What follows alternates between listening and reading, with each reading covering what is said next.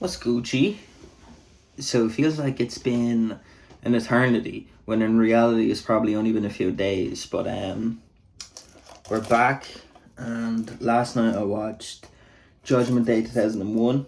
It's a monumental pay-per-view in the sense that the night after Judgment Day, quite a lot would happen behind the scenes and also in front of the camera. The first thing I noticed with Judgment Day was the menu, which I thought was laid out very well. There's a selection of Play It, which was to play the event in its entirety.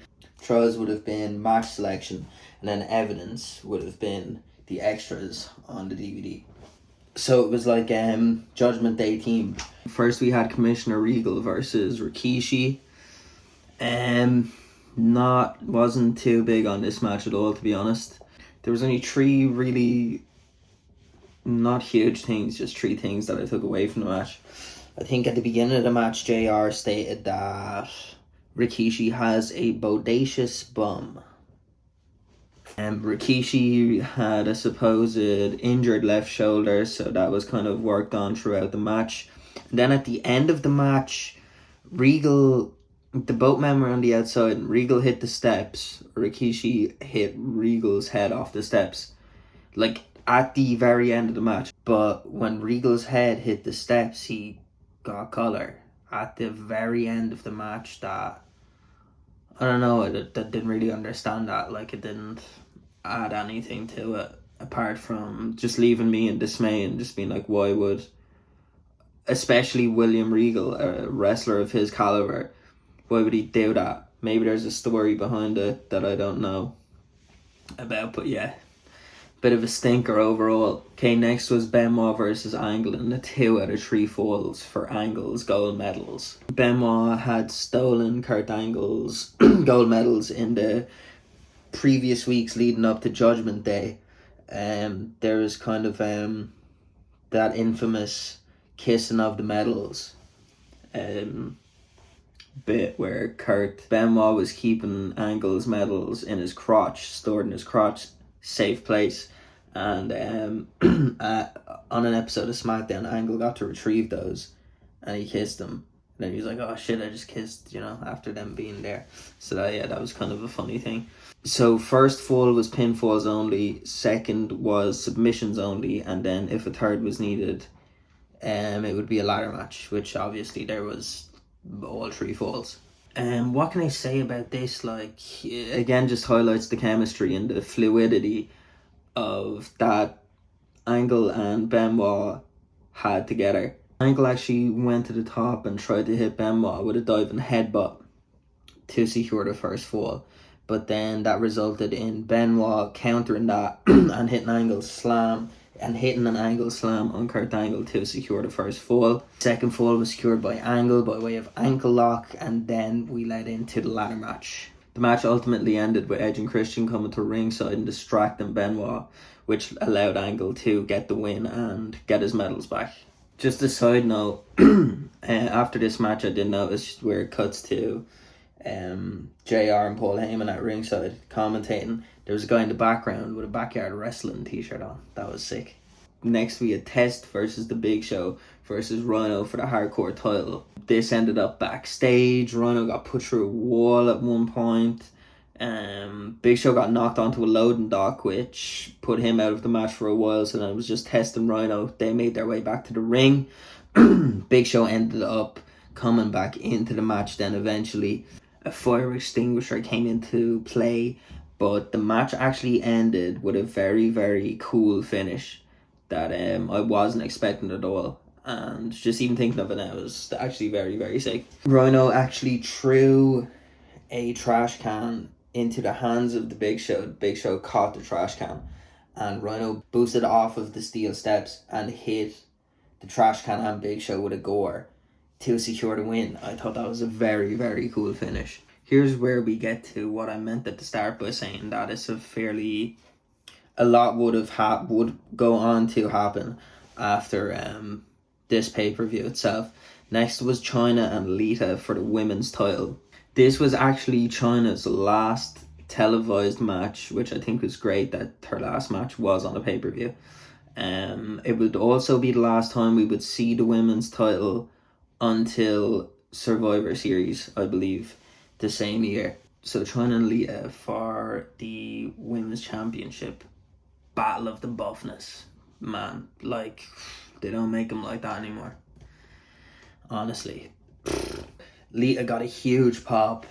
China came out with like a peacock headdress, or like peacock thing at like the back of her head, which had me thinking then, which had me thinking then, is that where Charlotte Flair got it from? Because I'd never seen China this match before.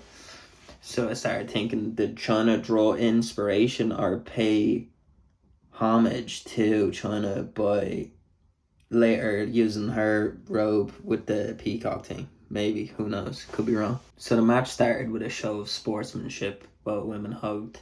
I guess the biggest takeaway from this match would have been the wardrobe malfunction on behalf of China. The wardrobe malfunction went hard in the paint. China essentially played with her food for the entirety of the match. Lita did get her offense off. It made Lita look really, really good. It ended in China powerbombing Lita to retain the women's championship. A show of sportsmanship at the end of the match once again.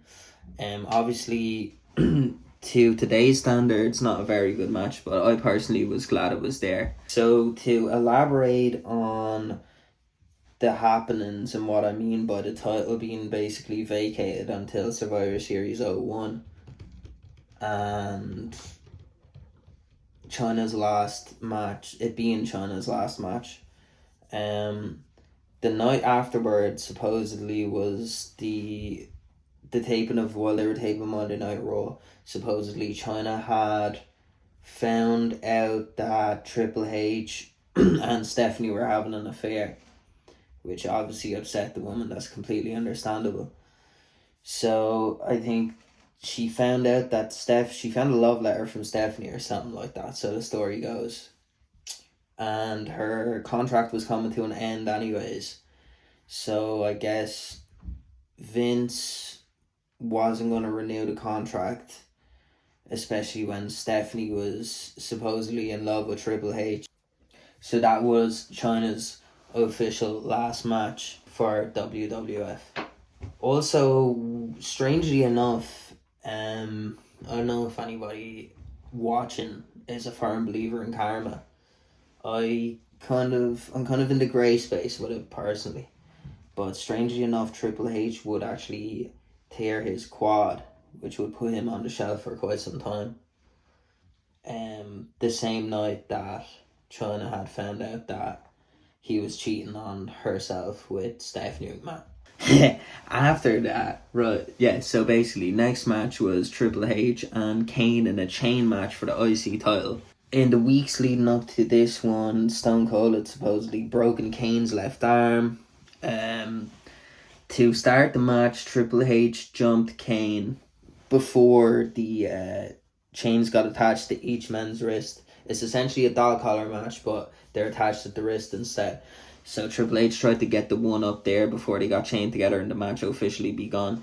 And he started working on the left arm of Kane. There was a cool spot where Kane pulled, he was inside the ring, and he pulled, Triple H was on the outside at the corner. And Kane pulled the chain and Triple H went up off the steel steps and boom, head first into the ring post, which I thought was pretty cool.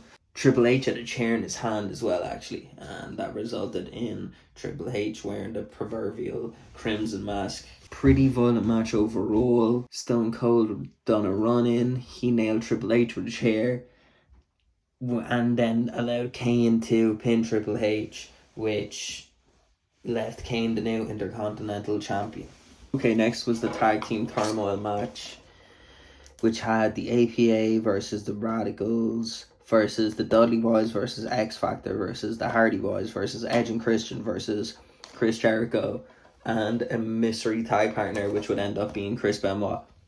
The match started with the APA and Dean Malenko and Perry Saturn, the Radicals. Farouk eliminated the Radicals with a spine buster to Perry Saturn. Dudley Boys came in. Eventually they called for the tables. Bob Holly ran out to attack Devon. He Alabama slammed Devon through the table, which then allowed Bradshaw to hit Bubba with a clothesline from hell to eliminate the Dudleys. X Factor came in. It was which is X-Pac and Just Incredible. Just Incredible's under a lot of fire at the moment now. Supposedly he's scamming fans and stuff like that, which is pretty. I'm not going to say sad to see, because he's a fully grown man and he has children and he should know better than that. But yeah, strange to see Just Incredible in such a shit tag team, to be honest. Albert came to the aid of the X Factor, which allowed X Factor to eliminate the APA. Then the Hardy Boys came in. Matt ended up getting a super kick off one of the members of X Factor, which allowed the Hardy Boys to be eliminated. Then Y2J and Benoit came in. The X Factor simultaneously ended up in, one of them ended up in the walls and the other in a crippler crossface. And that was the X Factor out of the picture. Then it was finally Benoit and Y2J versus Edge and Christian. Benoit and Y2J took the victory, which would allow them then to go on to be the number one contenders to face the, at the time, power team of Stone Cold and Triple H, which were the tag champions. So the main event was Stone Cold versus The Undertaker for the WWF title.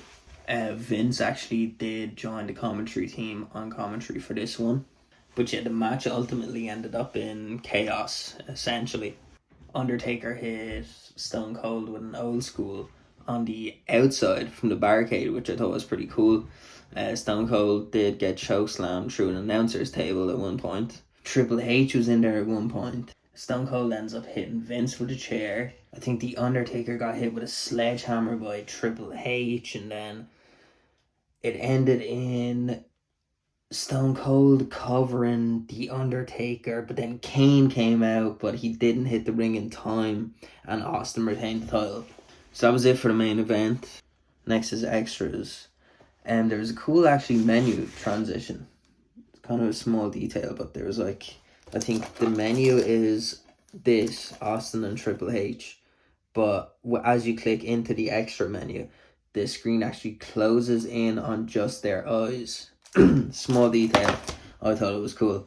In terms of extras or evidence, there is just interviews of Commissioner William Regal, Vince, Y2J, Eddie Guerrero, and Chris Benoit on Sunday Night Heat just before Judgment Day went on air. There's the Kurt Angle medal ceremony to celebrate him getting back his medals on the following night of Raw, which would prove to be quite the pivotal episode of Raw in itself. And then Trial History is basically just the match promos that we saw on the pay-per-view anyways. So, Judgment Day 2001, what do we think? Firstly, is it worth owning on DVD? Absolutely. A lot would change the night after this, so solely for that. Definitely for the 2 out of 3 falls with Benoit and Kurt Angle too.